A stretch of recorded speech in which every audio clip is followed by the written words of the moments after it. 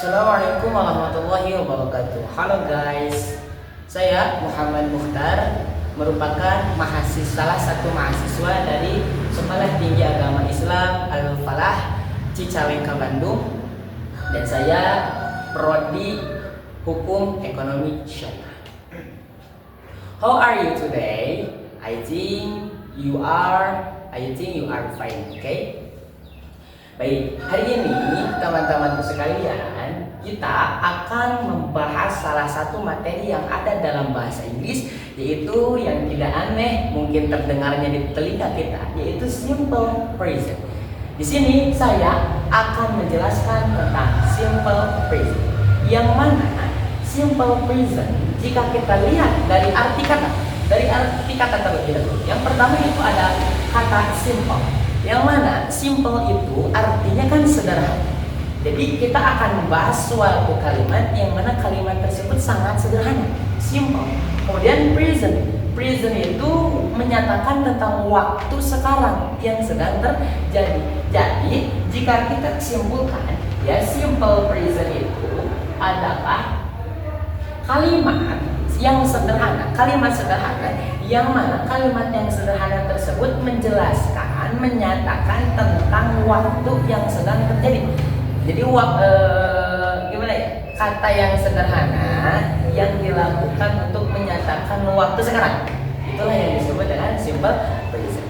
Yang mana fungsi dari simple present itu ada dua. Yang pertama bisa digunakan sebagai general thoughts atau bisa disebut dengan fakta.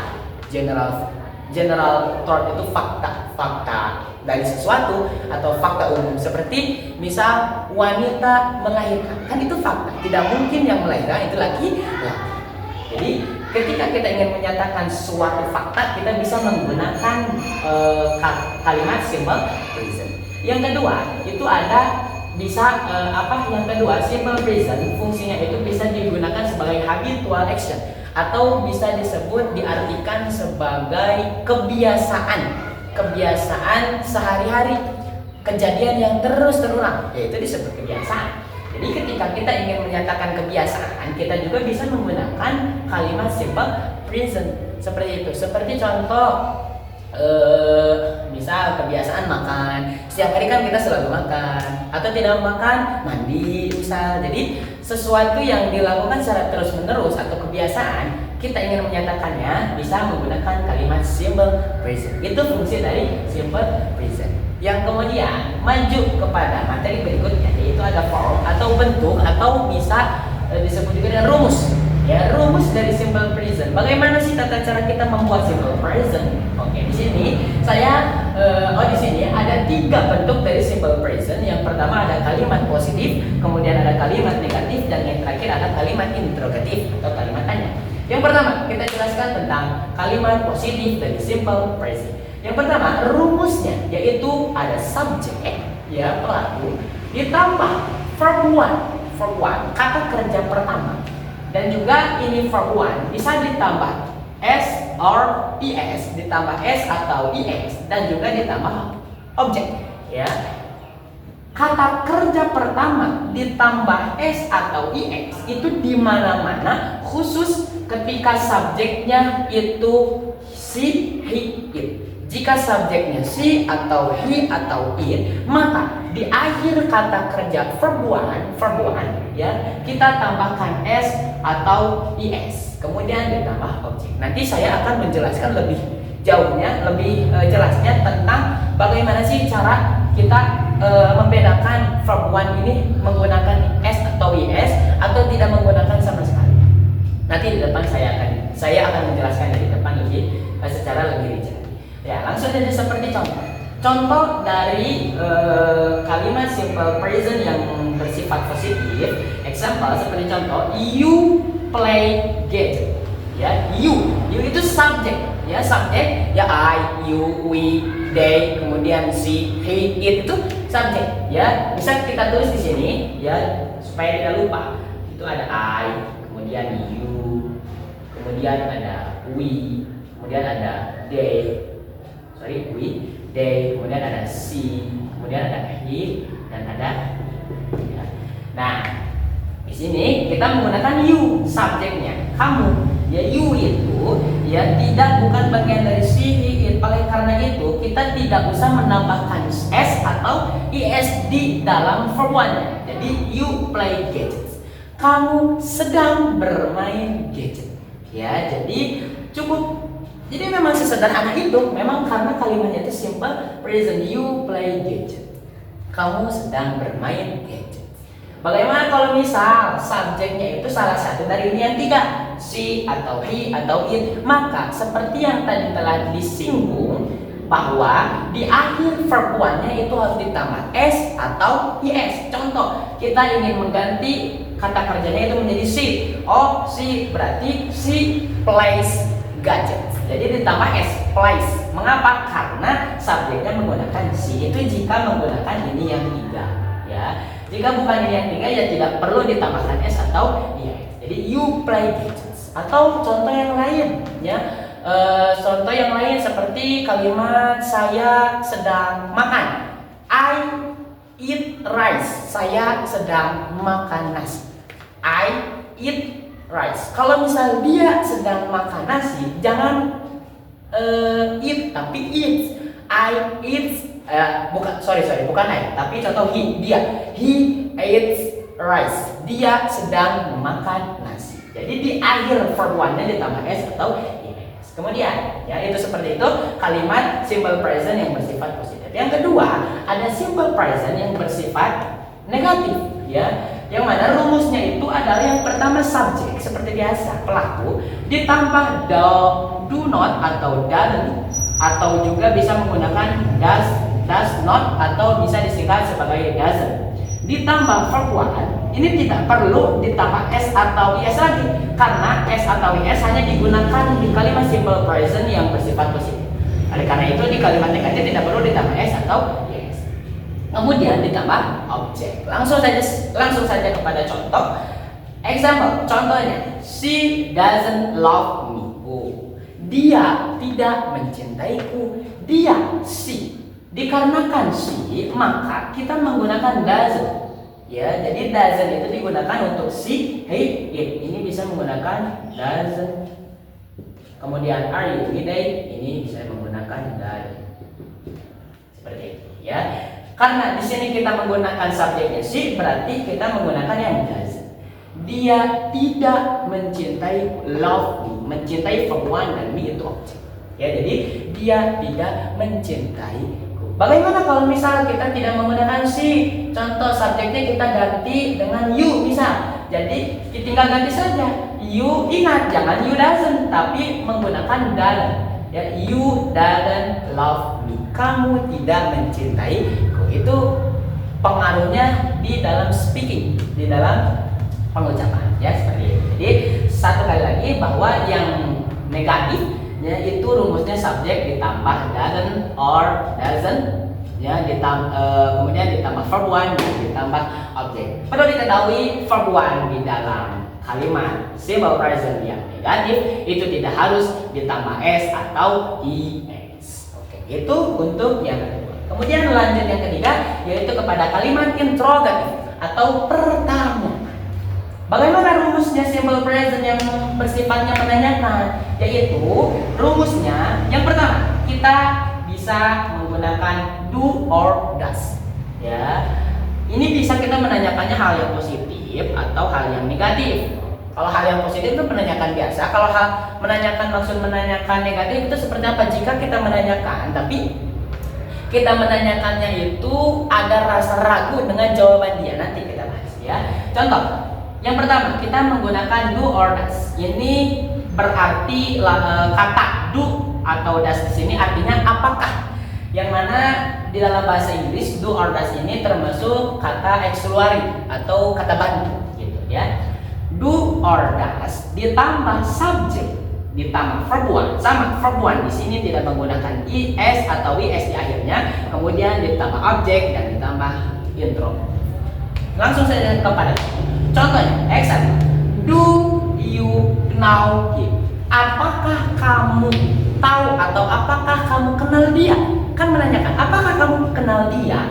Do you know him? Apakah kamu kamu kenal dia? Yang pertama kita bahas ada do, kemudian you. Mengapa you? Ingat karena subjeknya itu you, ya. Ingat di sini bisa do dan does itu untuk si, ya. Dikarenakan kita menggunakan subjeknya yang you, maka kita menggunakan do, ya, actually-nya. Do you know him? Di sini ada do, kemudian subjek, kemudian now itu kata kerja. Pertama verb one, ya, him itu dia, ya dia. Sebagai objek, apakah kamu kenal dia? Ya, awas. Ketika kita perlu diperhatikan, ketika kita menanyakan, kita juga harus membutuhkan ekspresi untuk bahwa kita itu benar-benar menanyakan. Jangan lurus. Do you know him? Do you know him? Jangan seperti itu. Tapi kita harus menggunakan gimmick bahasanya, yaitu do you know him? Apakah kamu kenal dia? Seperti itu. Atau contoh yang lainnya yaitu dan, ya, yaitu ketika kita menanyakan tapi kita ragu dengan jawabannya. Don't you believe me?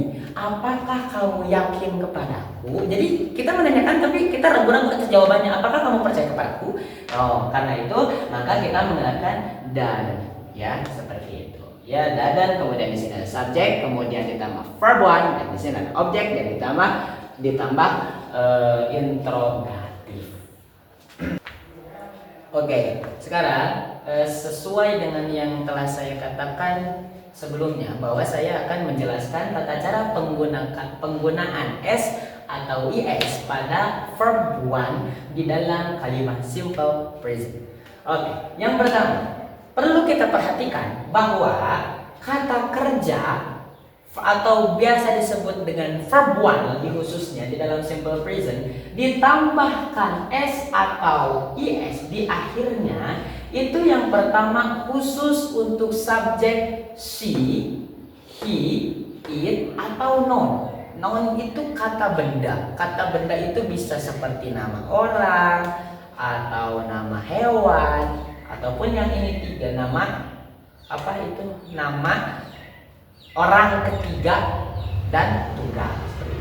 Yang mana yang ini she, he, it, subjek ini hanya digunakan juga di kalimat yang positif, digunakan di kalimat yang positif dalam simple present. Jadi verb one-nya di dalam kalimat yang negatif dan interrogatif itu tidak perlu ditambah s atau is. Jadi ditambahkan s atau is di akhir verb one itu khusus hanya untuk dalam kalimat yang positif.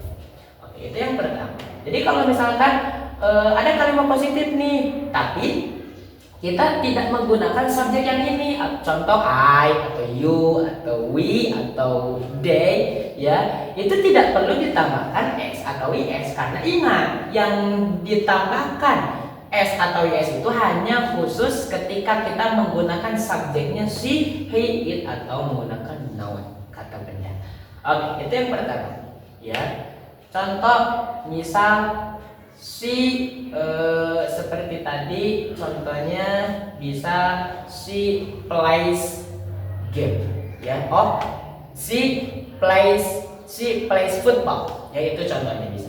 Ya, nanti di bawah kita jelaskan lebih. Itu yang pertama. Jadi fokus kepada subjek she, he, kemudian it dan noun, ya. Dan juga ini she, he, it atau subjeknya berfungsi juga di dalam kalimat yang positif. Itu yang pertama. Yang kedua, kita perlu perhatikan ditambahkan s atau is itu untuk kata kerja yang akhirnya, yang pertama huruf s, double s, ya, kemudian huruf sh, kemudian ch, kemudian x, kemudian o.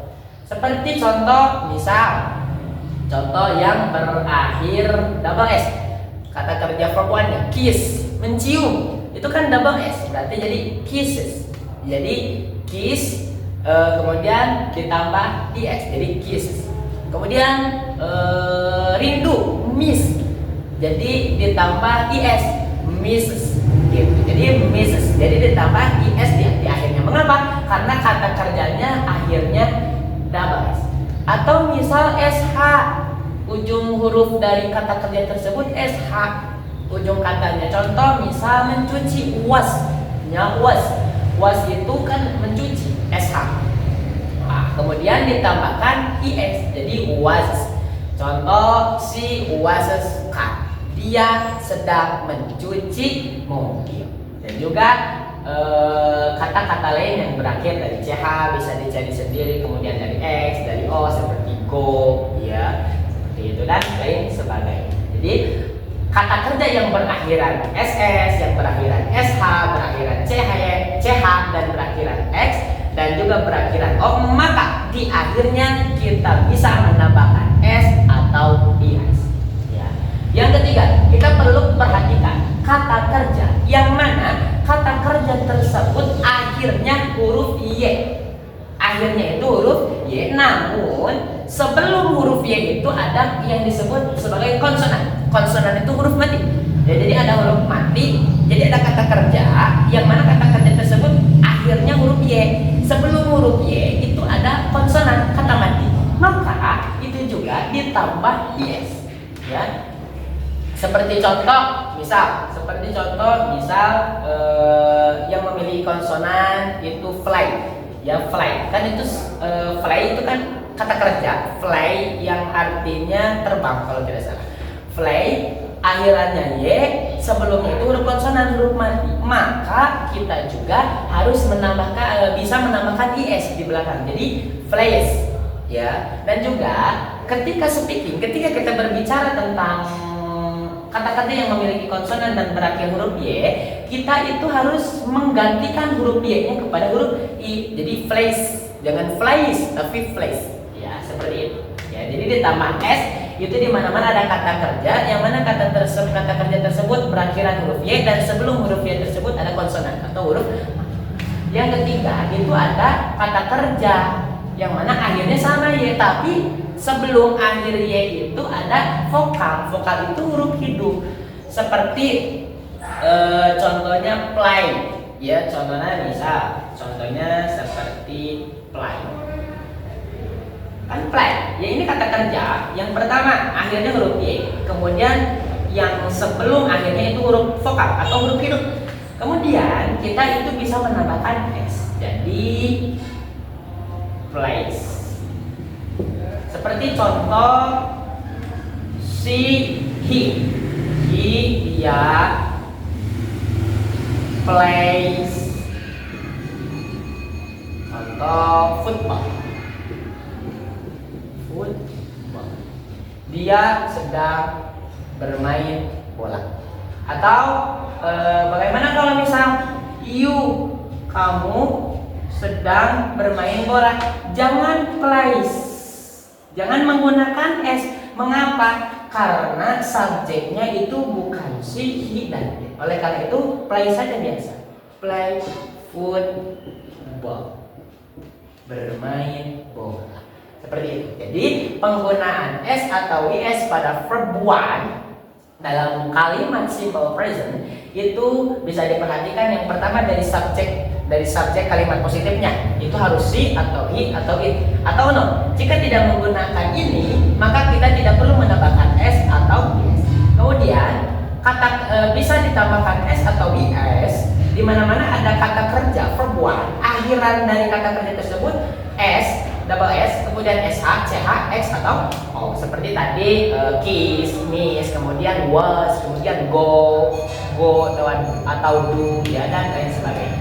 Kemudian kata kerja yang mana akhirnya bisa ditambah s atau is itu di mana-mana ada kata kerja yang akhirnya y, huruf y, kemudian sebelumnya itu ada konsonan. Seperti tadi contohnya flies. Jadi flies tambahkan s. Mengapa? Karena kata kerja tersebut berakhiran y dan sebelumnya itu ada huruf mati. Kemudian yang terakhir itu ada kata kerja yang mana akhirannya y tapi sebelumnya huruf vokal atau huruf hidup, ya, maka ditambahkan s. Seperti plays, ya. Jadi he plays football atau juga bisa kamu play football, bermain bola. Jangan menggunakan plays karena di sini subjeknya bukan si, he, it. Seperti itu tata cara penggunaan s atau is dalam verb one yang bersifat positif di dalam kalimat simple present. Oke, sebelum saya tutup, saya ingin mengingatkan bahwa ketika kita ingin menuju kepada simple present, kita juga pasti sering menemukan tentang time signal atau yang disebut dengan keterangan waktu. Ketika kita ingin atau menemukan kata kalimat simple present, ada time signal atau keterangan waktu, kita harus tahu dulu keterangan waktu seperti apa. Kalau misal everyday, today, now, itu merupakan time signal yang dapat digunakan pada kalimat simple present. Jadi keterangan waktu sekarang yang sedang kita lakukan, atau kata keterangan waktunya terus menerus seperti everyday. Ya, seperti ibu saya sedang setiap hari ibu saya sedang setiap hari ibu saya selalu memasak nasi. Itu merupakan kata keterangan waktu selalu, everyday, setiap hari. Jadi itu bisa digunakan dalam kalimat simple present. Oke, teman-teman. Hanya itu yang dapat saya sampaikan mengenai penjelasan tentang simple present. Akhirul kalam, wassalamualaikum warahmatullahi wabarakatuh.